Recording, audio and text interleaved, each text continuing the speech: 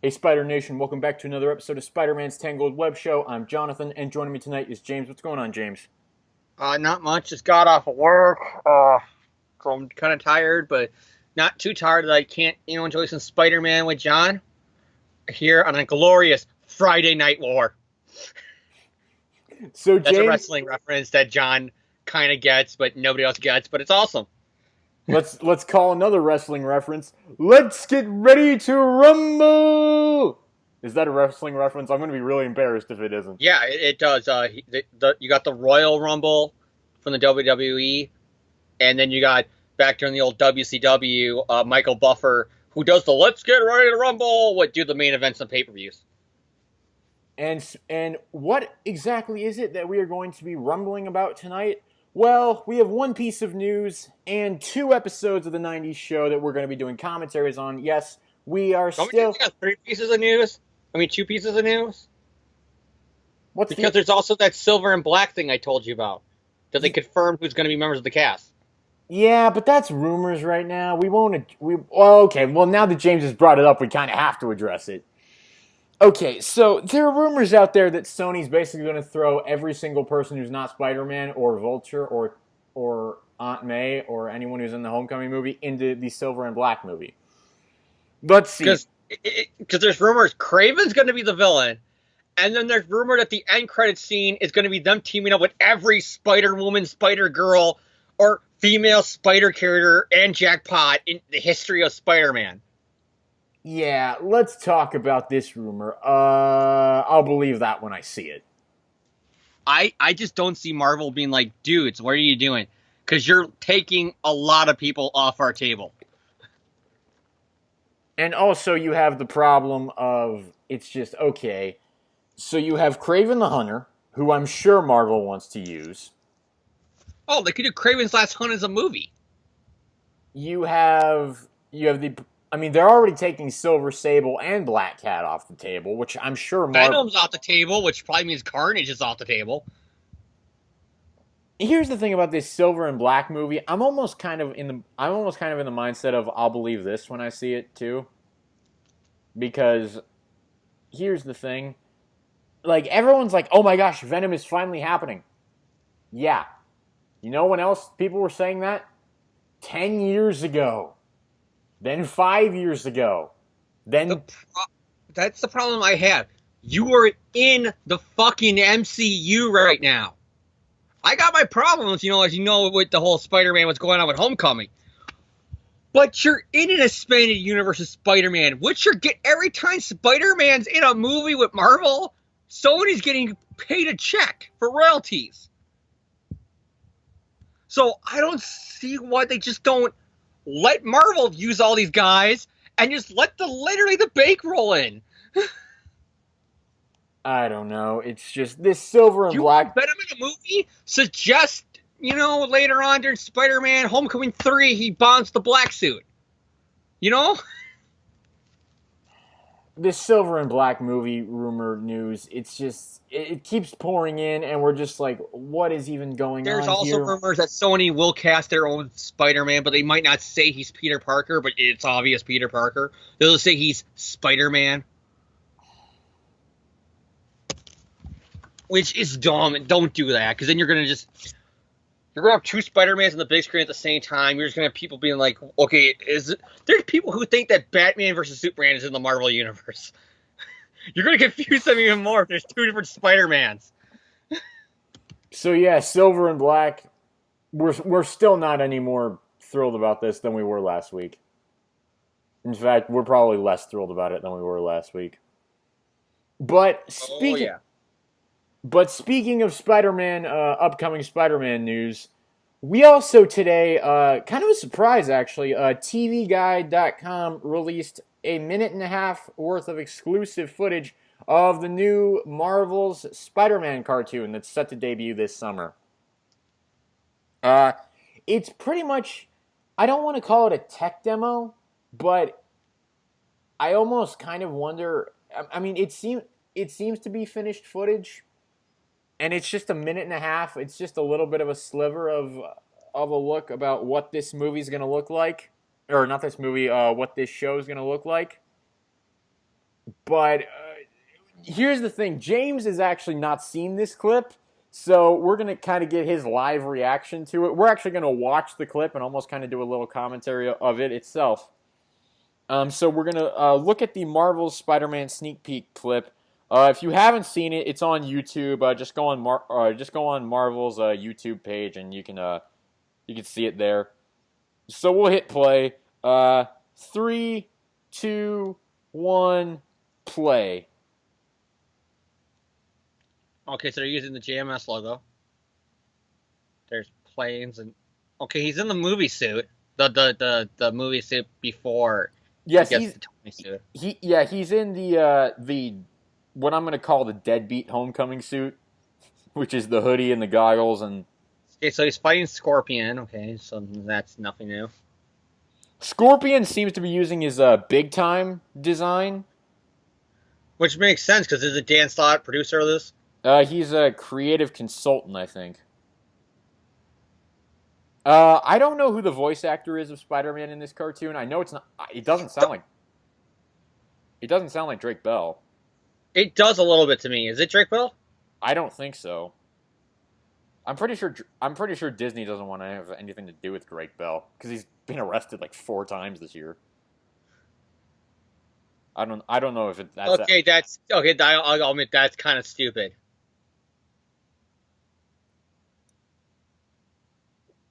Spider-Man still wanted to pay to get across the toll thing, and now all these fuckers are gonna be late. Yeah, that is actually. Jameson's right. You are a menace.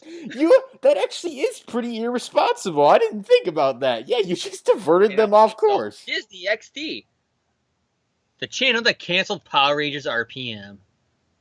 So James, what did you think of the clip? Meh. That's it's only a minute. Yeah, it's like that's kind of my reaction as well. Is like. It's something. It's obvious that this might be the first episode and he doesn't got the suit yet. Oh god, don't tell me Tony's gonna give him the suit in the cartoon too. Oh my gosh, James is already having anxiety over this cartoon. Here's the thing, I don't know. I think the animation looks pretty decent. I'll admit, I kind of like the art style. I don't think that is any problem.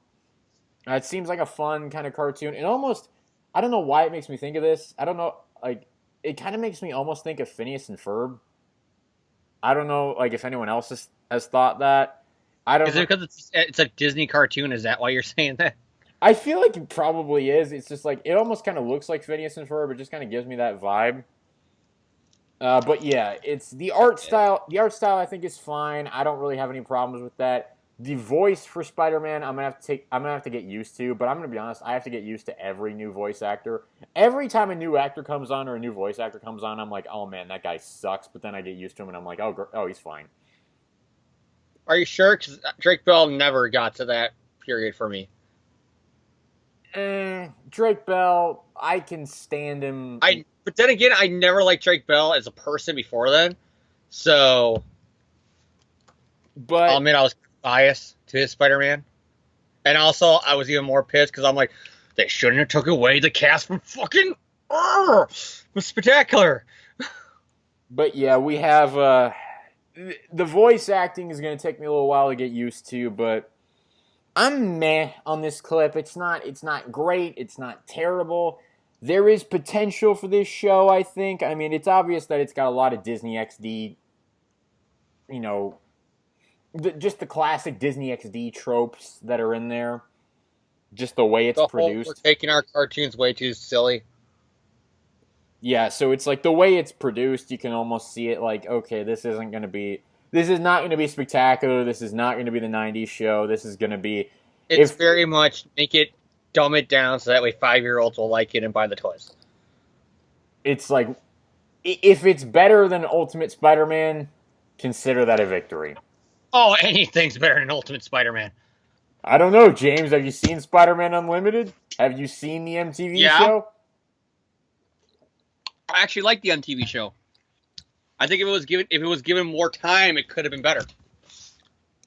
Like canceling that after one season, I'm still in the boat where I'm like, It could have gone places, you never know.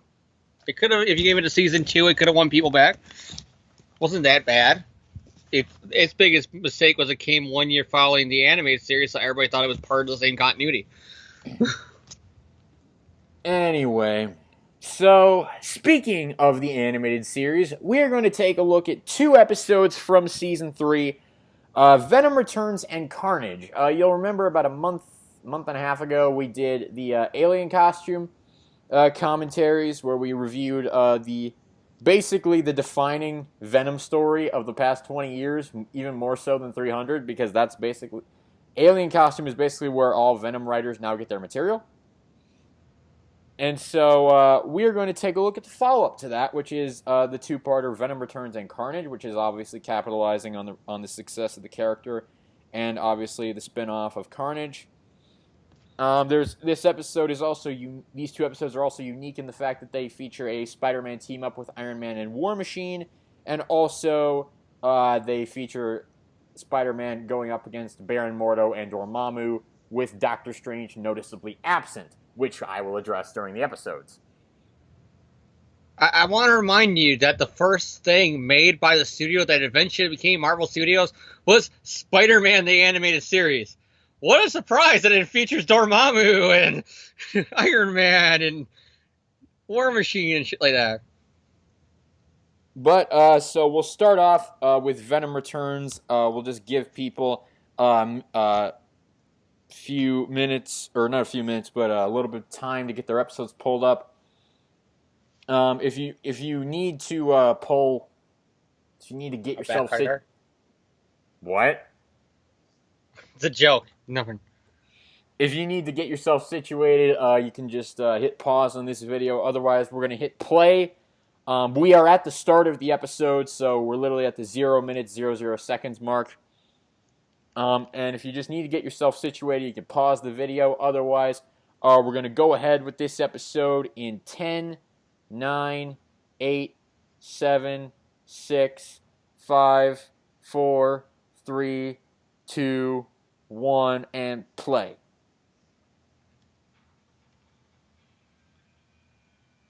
The opening. I will forever love this opening and sequence. Skip over Uncle Ben entirely because Fox Kids. I will forever love this opening sequence. It has it's like an awesome theme song, an awesome montage of clips. It's very much in the vein of what every show on Fox Kids had. Like, let's sing the lyrics to the Power Ranger theme song. Go, go, Power Rangers. Go, go, Power Rangers. Go, go, Power Rangers, you mighty morphin Power Rangers. Let's sing the theme song to Dragon Ball Z. Dragon, Dragon, rock the Dragon, Dragon Ball Z. Dragon, Dragon, rock the Dragon, come get me. Big, bad, Beetleborgs. Big, bad, Beetleborgs. Big, bad, Big, bad, Beetleborgs. It was like literally like, do it as simple as we can, just get kids hyped and to watch the show on Saturday mornings. We got Stan. Len Wein's written this episode? Yeah, Len Wein worked on this episode along with Stan Berkowitz and John Semper. If I'm forgetting anybody, I apologize. Cletus Cassidy, get out of here for your unnamed crimes because we can't say murder because kids show. Yes, that's something we can address right off about Cletus Cassidy, is that they really had to tone him down for this show. Because I like how you say that, and the first thing we see is him throwing a bomb at people. They really had to tone him down. I want to stress that. Him throwing bombs at cops is toning down Cletus Cassidy. Because obviously, since this is a Saturday morning cartoon on Fox Kids, they can't exactly... Weekday afternoon cartoon on Fox Kids? Weekday afternoon cartoon on Fox Kids. They can't exactly have Cletus Cassidy, going around slitting people's throats, so they have to cut corners a little bit. It's very much they wanted Carnage in the cartoon because it's the fucking 90s. You need Carnage in it. But they're like, how do we do him? So it's like, it's kind of like what they did with Batman with the Joker and a lot of his villains in their animated show on Fox Kids, where it's implied that he murdered people. We're not saying he did, but read between the lines. It's pretty obvious that's what he did. And then, of course, you have Terry Lee here. She is basically the Jean DeWolf substitute on this show. because another thing about their censors was dead characters couldn't be used. Which is why I still think that's why Macendale became Hobgoblin, because they couldn't use Ned because he was dead. So Ned just became the newspaper guy randomly in backgrounds. Jean DeWolf couldn't be used. Gwen couldn't be used.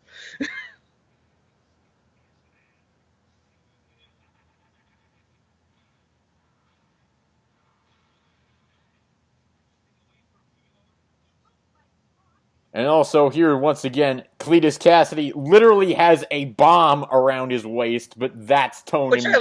Which I love too, because the way she talks, it's like, again, they had to clarify, this bomb will only kill us. It won't kill everybody. It's gonna show. And then, of course, there you had recycled animation that was clearly from the Return of the Spider Slayers arc, where Spider-Man swinging, you can clearly see the wrist device that he had. Spider-Man superpowers, super bomb throwing. He has the proportional throwing skills of a spider. I love how this looks like a terrorist attack. All the buildings are on fire. My God. And Spider-Man's like literally saying, "Oh yeah, I saved the day. A hero triumphs." Well, because the censors won't let anybody die. And oh God, look, it's Spider-Man 3. It is. God damn it! They even ripped this off. Oh, hey, okay, woman, maybe if some weird alien ooze is, like, crawling all over your boyfriend, maybe your first instinct shouldn't be to touch him. Well, at least it made it out like she's not a coward running away. That would not... Here goes Madam Web. Madam Web, of course, voiced by Joan Lee, Stan Lee's wife. Which I still love it in the finale for the show. How Stan Lee makes a joke like, she sounds hot or something like that. Who is that exotic lady? Oh, her? Oh, she's my ride. I really think this is an ad lib, and Stan Lee was getting a little bit randy hearing her do the voiceovers during the episode. Because it goes, who is that? A chanting lady voice, or whatever the fuck he says. And of course, Madam Web, her appearance on this show has kind of received a little bit of criticism at times for her, you know, talking down to Spider-Man and making him kind of look stupid. I don't know. The comics, she's like that too, though, isn't she? Yeah, pretty much. I mean, isn't that the whole point of the Nothing Can Stop the Juggernaut? I just never got Madam Web as a character. Thanks, Danny O'Neill. I never got the point of this mystic Spider-Woman.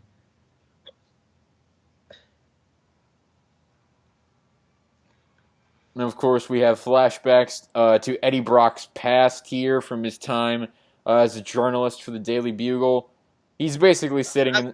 Again, I love it too how, again, they can't do the whole, Sin Eater killing everybody. So it's like they just did the lizard, which I know it's from the first episode, but I love that too.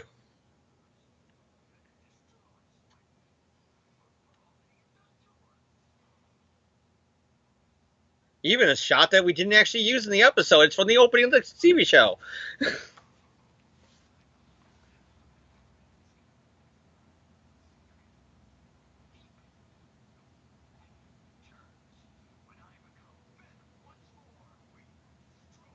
Does it weird anybody else too? I don't know if I ever caught this before, but Eddie Brock isn't blonde. No. I'll be honest with you, I never noticed that distinction. Hey, wait a second, Kafka. You're convinced that a supervillain that you have in custody for trying to kill Spider-Man was all the illusion and there was no symbiote, and it's just his psychotic mind. Okay, Kafka, then why does he have criminal charges pending against him? She just said that. She goes, there was no Venom. You don't know Spider-Man's secret identity. It's all a part of your delusional mind. Then why is he in jail? Why? If he didn't do crimes, it's Venom. A little bit too. I always said it's kind of weird that Mark Hamill voiced Hobgoblin and not Carnage, because it's pretty obvious again where they got Carnage from. Like you need an animated show. It just looks like a being dumped in the acid Joker. And now here we go. Mordo and Dormammu. Why are these characters here? Because they need to explain why Venom and Carnage are around without doing the whole, oh yeah, they kill people. It's... what I'm about to say is not an original criticism by any means, but it's like, come on. You basically... These are Doctor Strange villains. And they're taking spotlight away from Venom and Carnage, basically the most popular Spider-Man villains of the 90s. And this ain't the only time they're in the show. They come back. Look, they're recurring villains in the show. No, this is their second appearance, and it's their last one. They were in the season 3 opener that actually had Doctor Strange team up with Spider-Man. But it's like, why are they here? Doctor Strange isn't here. I thought they appeared again with the whole spider towards the end when he starts traveling through dimensions and stuff like that. I thought they'd also evolved around them. No, that doesn't include them, but it's just like, why are these characters here? They're taking spotlight away because they can't do the original one where Cletus is going to stab Eddie in the shower. So figure out a way around that. You don't have to do this. Like have the symbiote find Eddie, and then you can just cut away, and you can have Cassidy ready to attack him, but just without a weapon. I guess. Like have Cassidy come behind him, like creeping with his hands, like he's going to choke him, maybe.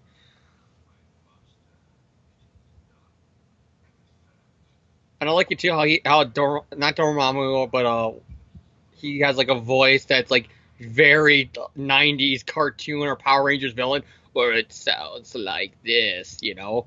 It's that very Emperor from Star Wars, that whole, yes, it will be done. You know what I mean? And then, of course, Peter Parker and Deb Whitman. Like I said, Deb Whitman, a.k.a. the voice I hear whenever I see Carly, because they're basically the same character. Well, except one's a scientist and one's a forensic analyst, but... John, did you hear what you just said? One's a scientist and one's a forensic scientist. I know, but it's like they don't do the exact same thing. They're both scientists, John. I know. What does the S stand for in CSI? Science. No, actually, it stands for Crime Scene Investigation, James. Oh, it's Crime Scene Science Investigation. No, James. This is why James does not work in criminal justice, ladies and gentlemen. No, this is why I did never hear crap about science in school. And here we have... James, you better stop watching. Tony Stark is taking over the Spider-Man cartoon. No, he's not. You know why? Because it's just a crossover with him and his own cartoon. It's not him being in the one Spider-Man movie in this universe, or the one Spider-Man... It's not like every freaking episode evolved around Tony Stark, which is so far been going on with the MCU Spider-Man. Everything about him is Mr. Stark this, Mr. Stark that.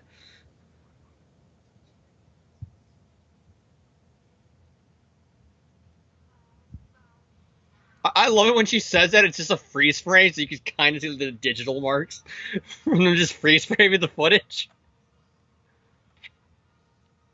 And again, I never got this with Venom in the animated series. Why is he red and blue and have like spiders on his wrist? He has... I don't know why he's red and blue. Probably because like I don't know. Maybe to make him look more kid friendly. If he was just plain black and white, maybe it would like scare children more. No, it's completely throwing you off when you look at him.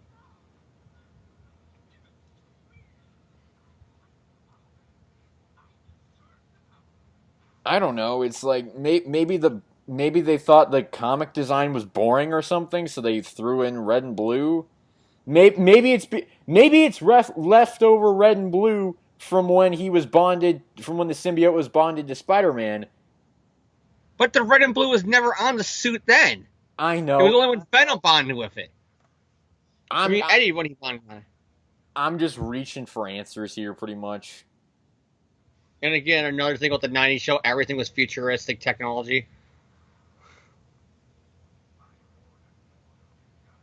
I love how he just presses a single button multiple times and it literally redirects this probably built multi-billion-dollar rocket back to Earth just by pressing a single button like over and over again. And I love it too how earlier you clearly see the boy and the girl hear it, they go, let's go check it out. But now the show is saying, no, Mordo brainwashed them to go to the symbiote. That's not what happened. I also love how Peter Parker manages to see Mordo in his civilian identity. He's like, "Oh, hey Mordo, what's up?" Yeah, He's not doing that. He's like, son of a bitch, what are you doing here? Yeah, I know. He's like, "Oh, everyone else thinks Mordo's some big businessman," but he's like, "Nope, that's Mordo." I also love how Peter just pushes past these security guys, and they're like, "Why is this guy like rushing? Spider strength. Why is this guy rushing toward our monitor?" Oh, we're not going to ask that question, especially not when Spider-Man shows up a minute later to stop Venom. I want to repeat. Okay, tanks and army guys using bullets, not okay. Them blowing up buildings with their lasers trying to get Venom, A-okay.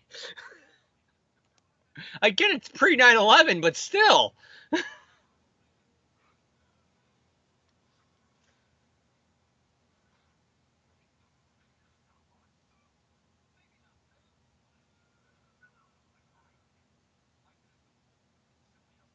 I love this scene so much. I really do. I don't know why. It's just like when I was a kid, I always loved seeing this Spider-Man, Venom, Carnage, who's not going to be in here for another few minutes, and War Machine just all going at each other. Ew. I didn't mean it that way, James. Get your mind out of the gutter. Again, reuse footage of Venom when he's crawling on the wall, but now it's used to just be him just walking to Spider-Man. And then, of course, we have War Machine there. Better watch out, dun dun dun dun dun, cause I'm a war machine, dun dun dun dun dun dun. Kiss song.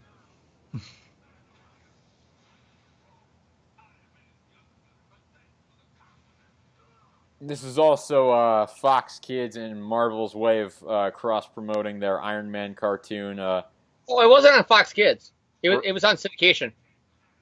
Or I think it was on UPN. But what, UPN had a deal with Fox Kids. whatever network it was on, Marvel just trying to promote their Iron Man cartoon, and obviously War Machine was a part of that.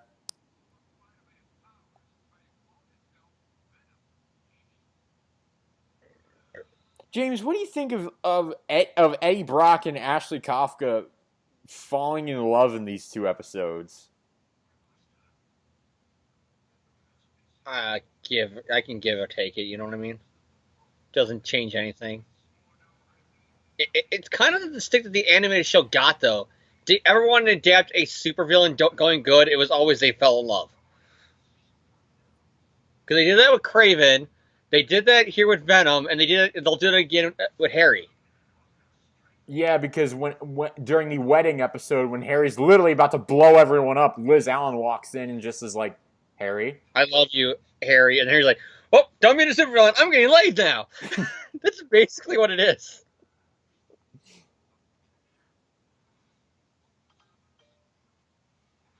I feel like there was another villain that they did that with too. I can't remember though.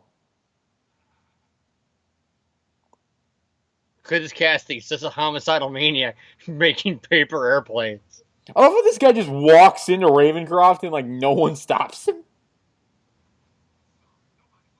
That guy stopped him. Yeah, look how successful that was.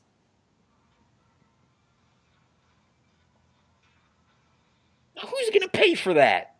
That's taxpayer money that's gonna have to be spent there.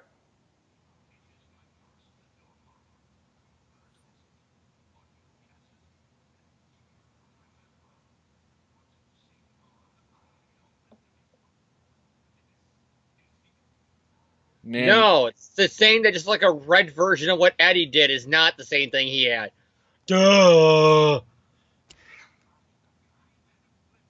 Well, he's insane, so details aren't really that big of a deal for him.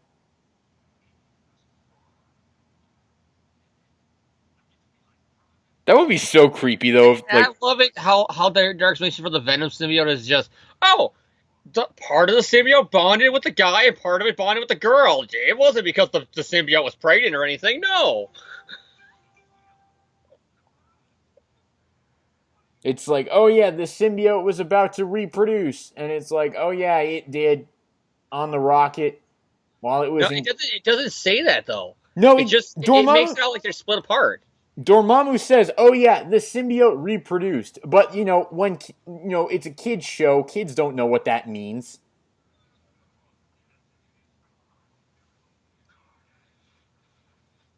And this is Oh God, to be so dead if it was the comics. Yeah, it's like Carnage. Obviously, He takes out his daggers, and you're telling me Cletus Cassidy doesn't cut up those guys? He just uses those daggers to plow through a brick wall. Oh, he cut up those guys before he plowed through that brick wall. And I love how quick Carnage got there.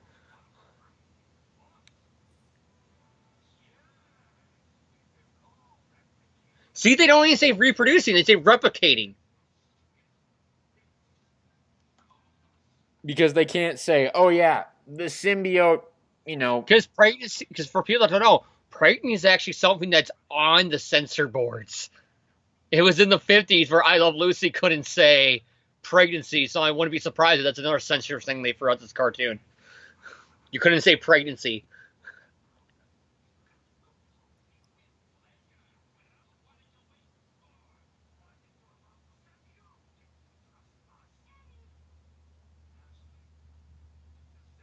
I kind of like it how Carnage refers to Venom as dad in this episode.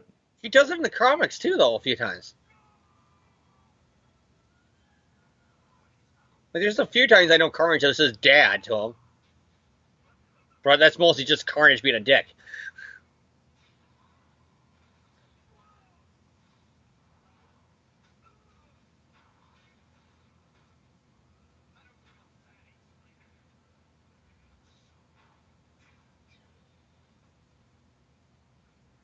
Also, here we should also note that if this was the comics, Ashley Kafka would be dead right now Why? because Carnage. Carnage isn't the one who killed her. I know. And all of a sudden, Carnage can throw literally. It was Massacre who killed her, wasn't it? Yeah. Dan Slott killed her in his run. Which, again, I think ASM2 was coming out around that time. So I wouldn't be surprised if that was just him, like, taking a little dig at the movie or something like that. Okay. Well, now we're at the credits. Thoughts on this episode, James? Just. It's good. It's just this is one of the examples of all the censors coming down. Because, like I said, the Batman cartoon also had censor where you couldn't outright have the Joker murder people, but they found ways around it. Like, Joker would use his toxins or a gun on somebody, and they just never talked about that person again. They never said that the person's dead, but that's because they never mentioned the person the Joker shot again. You know what I mean? Like, there's always, or they'll imply the Joker, what have you done when Batman walks into a room? You don't see what's in the room, but your brain immediately assumes it's a pile of dead bodies. You know what I mean? This cartoon, it's like it goes out of its way, like, Carnage pulls out his knives, he's not using them on people. It's almost like you just imagine like some like Avi Arad or something going, he's not killing people, like he's breaking the fourth wall every 5 seconds to go, no, that's not what's happening. Don't even apply it, because if you apply that's a censor strike against us. All right, so moving over to the Carnage episode now. We're gonna start this episode. Aren't you gonna give your opinion? Oh yeah, I realized I didn't give my opinion. Oh yeah, I like this episode. It's good, good strong introduction for Carnage. The main problem with it is Baron Mordo and Dormammu. Why are they there? But other than that, like I said, John, it's just to explain shit that they can't do. Yeah, because of censors. And you really should have done it a different way. But you know what? Otherwise, good strong episode. I like Ashley Kafka. I like the action. I I like the introduction for Carnage. So overall, pretty good episode, except for the Dormammu stuff. What is James? Why are you shaking your head at me, James? I'm not. I'm just getting comfortable. You were shaking your head and mouthing I something. went like this, and I hit my bed, and it went like that for a second. You're jumping to conclusions there. I only jumped to conclusions because you mouthed something into the camera. No, I didn't. Viewers and listeners, you all saw it. I'm not editing that out. You all saw it. If I'm crazy, tell me in the comments. You're crazy.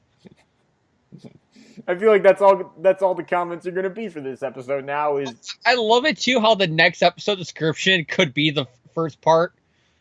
It says, a new symbiote attaches itself to Cletus Cassidy, turning him into Carnage. That could explain the first part, too. Okay, so we're going to start the Carnage episode in 5, 4, 3, 2, 1, play. Previously on Spider-Man. Cletus Cassidy come out right now. Basically everything we just watched 20 minutes ago. Because this is the one thing about the later seasons where they try to make everything connected. But it does make it really hard, though, if you want to go rewatch like a random episode. Because when you go on, like Hulu, it's like Sins of the Father, Part 13, or something like that. Yeah, they literally, Season 2 was Neogenic Nightmare, Season 3 was Sins of the Fathers, and Season 4 was Partners in Danger. Seasons 1 and 5 didn't have overarching titles like that, I don't think. I thought Season 5 did. It was Secret Wars. No, that was just the last few episodes. Like, the first, like... They had a lot of, like, long-running arcs in there. They had, like, 6 Forgotten Warriors and Secret Wars and Spider Wars and stuff like that, but they didn't have, like, They didn't have the long-running title of Neogenic Nightmare or Partners in Danger like the other seasons had. Which is something I always found weird why they did that. Because this episode has nothing... Like, these two parts have almost zero to do with the rest of the season. Well, the Sins of the Father, Venom is technically Carnage's father. I don't know, I'm stretching. That is really reaching, though. I know, I'm literally about to say, like, I'm really stretching. I get it's about Harry because it introduces the Green Goblin. Like, that's about it.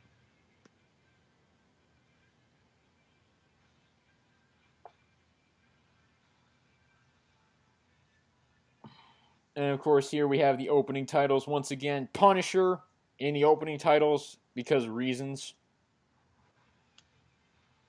Punisher is in a cartoon where you can't get away with murder. I still love that. The most out of place crossover anyone's ever had. Of course, we had John Semper, Stan Berkowitz, and some other guy whose name I completely forgot in the 2 seconds since it was up, working on this episode. The credits are all on the episode.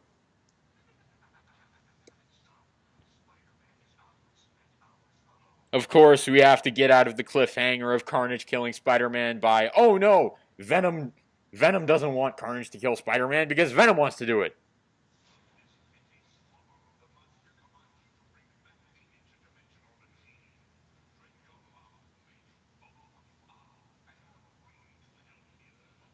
And of course, we have Venom and Carnage basically being the servants of Mordo and Dormammu because that's what they would do.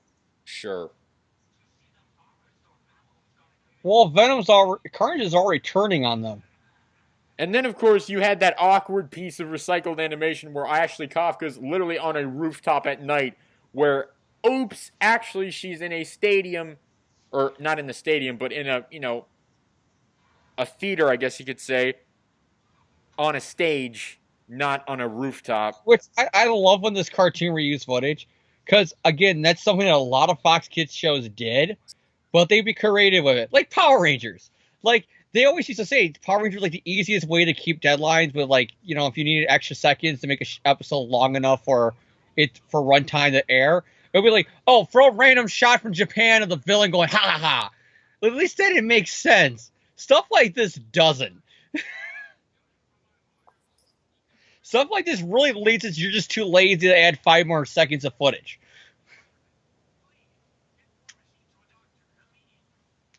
And there's Tony Stark again, James.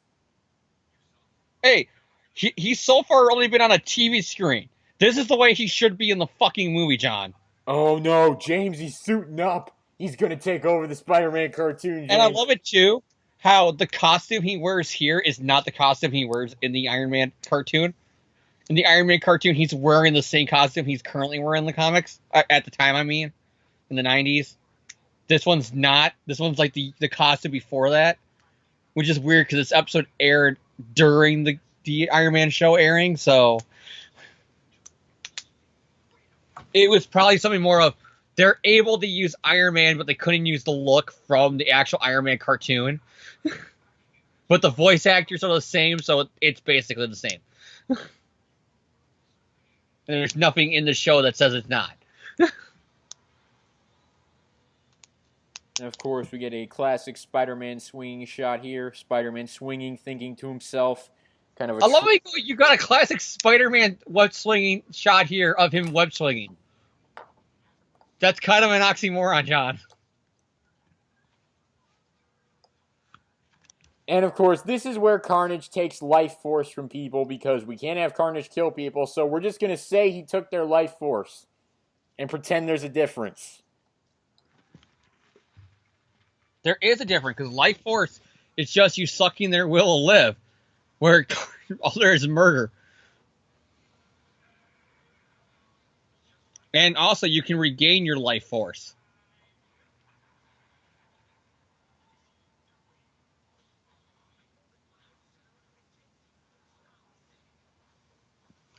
I know that if I do this, it would stop a symbiote, but I kind of like the whole fact that he's murdering people, so I'm going to let it go. Maybe I should have brought, a thing of matches with me so I could start a fire so that, Carnage would be repelled by that. Nope, I'm just going to shoot my webs at him and see if that does anything. I know it's because of censorship they couldn't, but I would have loved if Carnage's big introduction in the comics would have been adapted here. When he's doing it, these people, hi kids, I'm Carnage. I kill people for a living. Like, do you remember that from the 3-parter when he's at the concert? That would have been microphone. That would have been so freaking creepy. Hi everyone, I'm Carnage. I suck people's life force for a living. That could have been their way around it. Oh, and you got more of Anna Watson being a bitch for no reason in this cartoon. Yeah, there's literally no reason for her to hate Peter Parker. I remember when I first read the comics, I was surprised that Anna Watson was not nearly as mean as she is in this cartoon. She's not mean at all. She never calls out Peter for anything. Literally, it's like you watch this cartoon. And here's more of dumb Aunt May. Somebody who Mary Jane just said is a dick to her and Peter because he's nice to Aunt May in front of everybody. May thinks he's actually a nice guy.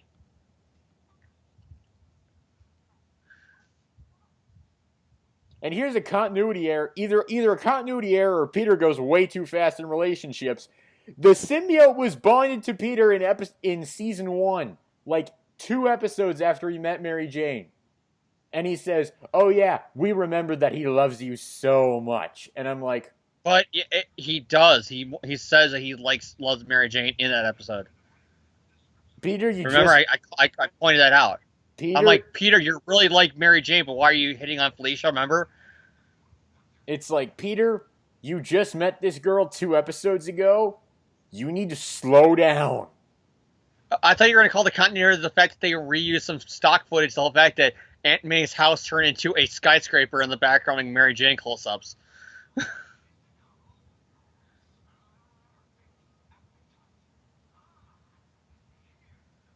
I always thought because of this and the PlayStation 1 video game and stuff like that Eddie Brock had this relationship with oh, and also Spider-Man 3.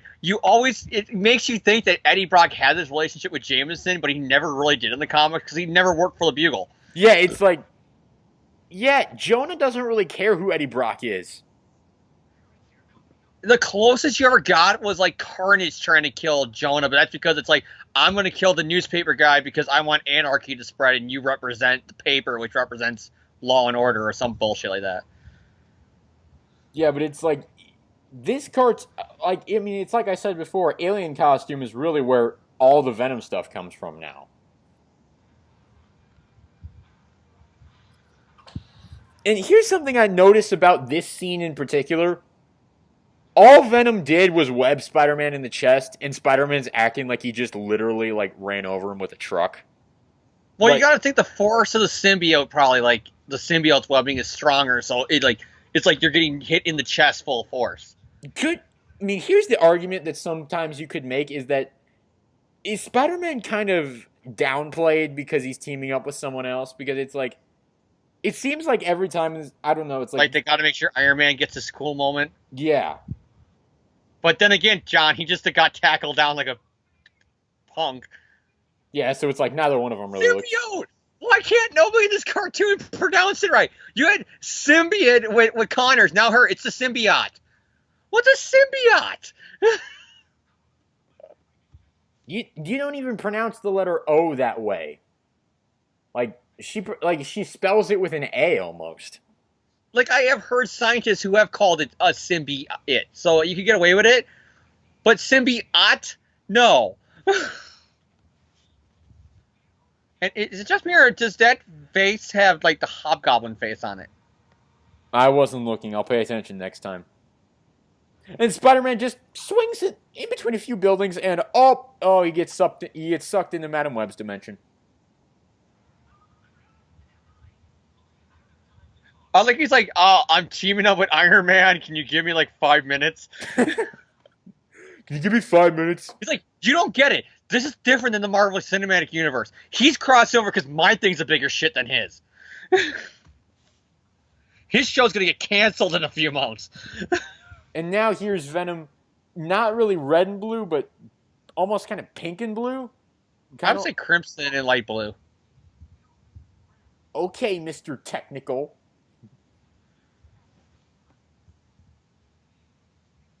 But it's like, literally... I'm a dick.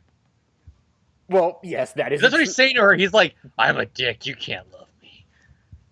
Yeah, he's pretty much like, wah, I'm a monster. Wah. Which is the opposite of what's going on in the comic right now. He's like, I'm a monster again. Bitchin'. I'm a monster again. Deal with it. Which is actually pretty awesome, because it's really kind of weird to be living in a world where you can say Cletus Cassidy's Carnage again, Eddie Brock is Venom again, and Ben Reilly's alive. But Ben Reilly's screwed up as all hell.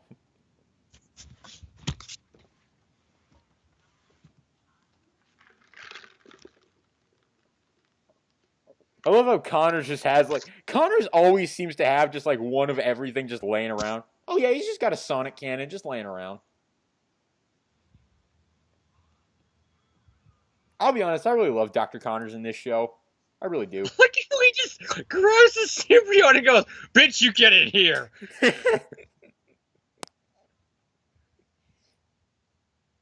Until, alternative universes and shit like that causes you to become Venom again.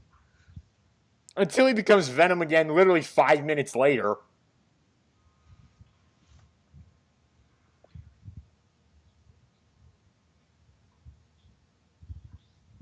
Remember, I have to recite this line that I literally said to you in the last episode. A warrior keeps his friends close and his enemies closer. Because I have to say closer like that. Don't know why.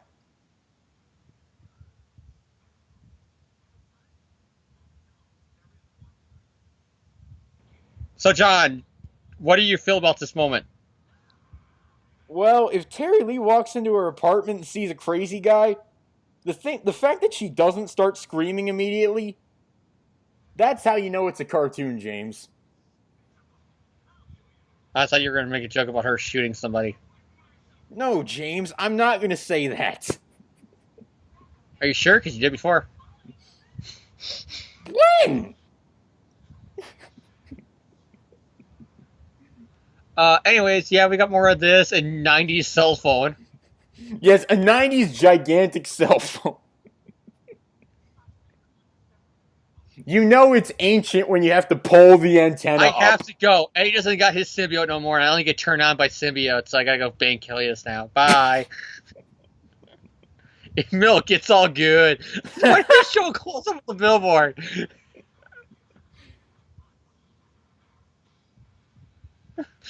And then a billboard milk ad.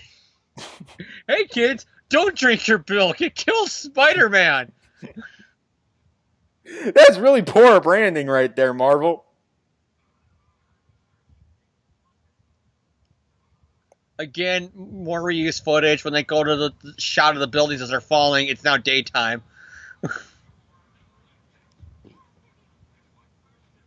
And once again, more Carnage can't kill people, so he takes Life Force.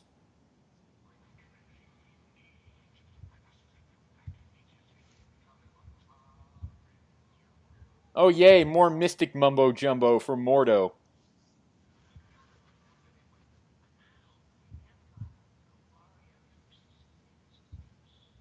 Fuck you! Because literally, it's all I hear now when I'm an adult and I rewatch Man on Web. Just old woman nagging and saying "fuck you" to Spider-Man. Even when I was a kid, it's all this is the way I always got whenever I watched episodes of the cartoon was airing. Fox says, "What an awesome episode of Power Rangers! Now Spider-Man's on." Oh, Man on Web's in it. This is gonna suck, isn't it? Boring. Just show more Spider-Man. Stop talking. You know what I mean? I never liked Madam Web. Even when I read her as a comic, when I got into the comics, like, oh god, Madam Web's in this issue.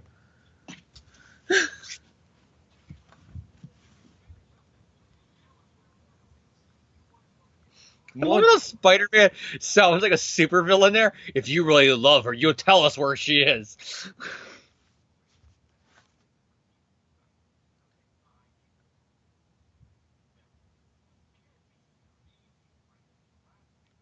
Easy, friend.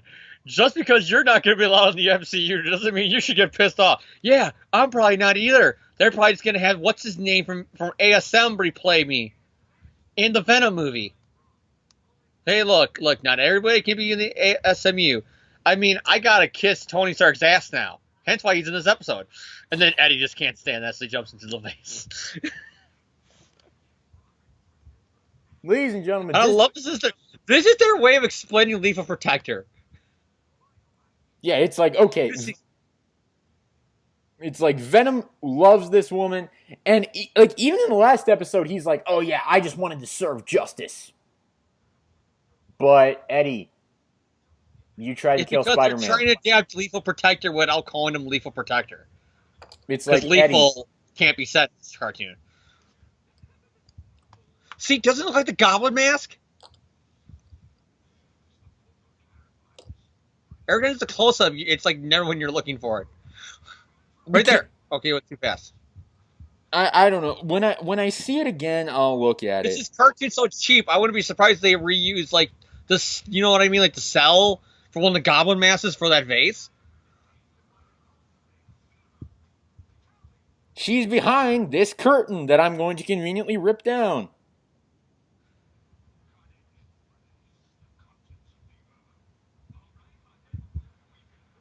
Release the contents of the urn. Doom. Oh, Doom. shit. Dun dun dun dun. Dun dun dun dun dun dun dun. All of a sudden, Doctor Strange does cross over this episode. Dormammu, I got a proposition for you. Dormammu, I've come to bargain. Let me in the episode. That is the best. That's the best part of that whole movie, and I always say it just because the whole idea of a superhero who takes down a supervillain with super nagging. That's all it is. We're gonna spend eternity just repeating this forever if you just don't like, and that fits because that's very Reed Richards. You mean Reed Richards did that a lot with Galactus?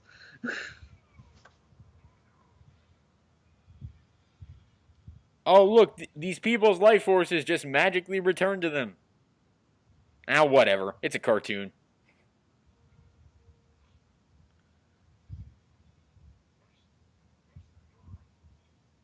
I'm no longer Ashley. I'm some guy.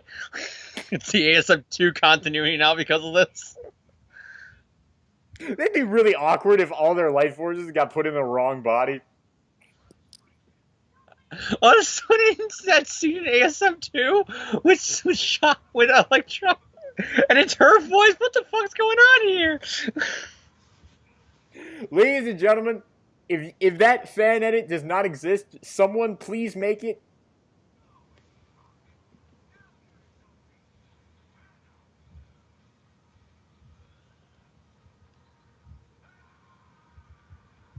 And I love this how you can't get away with killing Carnage and Venom. So what do?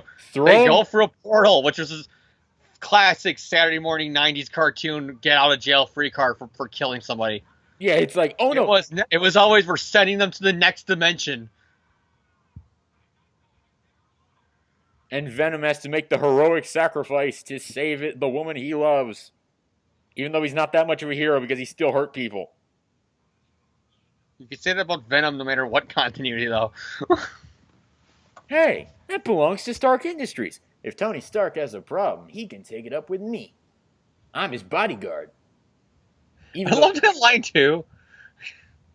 Because remember, kids, there was a time where nobody knew that Iron Man and Tony Stark were the same guy. Yeah, it's like, there was a time where Tony Stark at least tried to keep a secret identity. Now he's just like, who gives a shit? And he always had the greatest secret identity, I thought, because it made sense. Of course a goddamn billionaire would hire a superhero to be his bodyguard. You get to wear my tech to fight crime, and you protect my ass. It's the perfect cover, you know what I mean? So what doesn't make sense is the fact that Tony Stark doesn't call out Peter Parker in the actual continuity now for that same bullshit. Saying, yeah, he's your bodyguard, wink.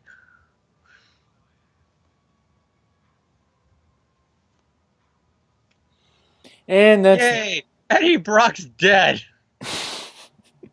Never liked that fucker. So James, what do you think of this episode? Really good, but again, it shows the whole thing. Because like I said, this is a Dragon Ball Z reference when it first came on Saturday mornings in the 90s, thanks to Saban and Fox Kids. But it's very much, you can't say you're killing these people. So what do? We're going to send them to the next dimension. And that's what this cartoon's also guilty with, because every death is somebody being hit through a portal. All right, James. So I'll agree. That was a pretty good episode. Nice team up between Spider-Man and Iron Man, and good character stuff for Venom and Carnage. All that good stuff. Again, the Baron Mordo Dormammu stuff just doesn't work. And I will still maintain that. But otherwise, a pretty solid two-parter. So that's pretty much going to do it for the commentaries. It's also going to do it for this episode of the podcast. So any other thoughts, James? Any other shout-outs? Not really on top of my head, so you can go. My shout-outs this week, Marvel, Stan Lee, Steve Ditko, of course, John Semper. Thank you for Spider-Man. Thank you for the cartoon.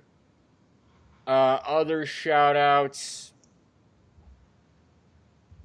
I got nothing. So next week, we will have Amazing Spider-Man Volume 4, number 28, James. Are you ready? We're going to finish up the Osborn identity. No.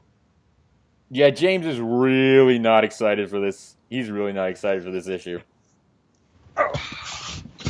But we will see you all back here next week with a new episode of our podcast, a new issue of Amazing Spider-Man to talk about. We'll also wrap up the Osborn identity. No. James is giving me the middle finger as we speak. No, I'm not. I'm face palming. How many fingers do you see on the face, John? 1, 2, 3, 4. I'm assuming a thumb's in there somewhere just off camera. Thumb's not a finger, John. Well, you know what, James? That's like saying a toe is a finger. Well, you know what, James?